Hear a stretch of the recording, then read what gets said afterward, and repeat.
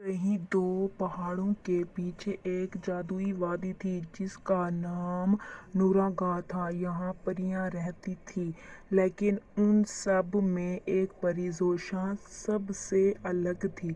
वो खूबसूरत तो थी, मगर उसके चेहरे पर हर वक्त उदासी छाई रहती थी।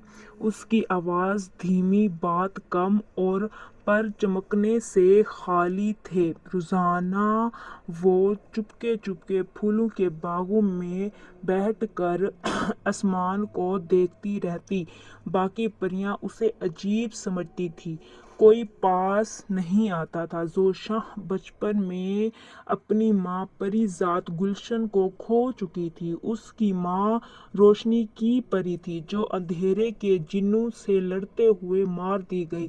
तब से जोशा की दुनिया सन्नाटे में डूब गई और एक दिन वो आसमान को देखकर बोली, काश कोई हो जो मेरे दिल की रोशनी वापस लाए। एक दिन जमीन से एक छोटी बच्ची पहुंची जिसका नाम कायनात था। वो नूरगाह पहुंच गई। वो जिद्दी और बहुत बातूनी थी। मरियम ने जोशा से कहा, तुम इतनी खूबसूरत हो फिर भी इतनी चुप क्यों रहती हो? जोशा मुस्कुराई नहीं, मगर उसके दिल में पहली बार किसी ने झांकने की कोशिश की। कायनात इसके साथ बैठी बातें करते हुए वो ऐसा ऐसा जोशा को जिंदगी के रंग याद दिला रही थी। एक अंधेरी रात का पुराना जिन शहबाब नूरगाह पर हमलावर हुआ। उसका मकसद था तमाम परियों की रोशनी चुराना ताकि दुनिया में अंधेरा छा जाए।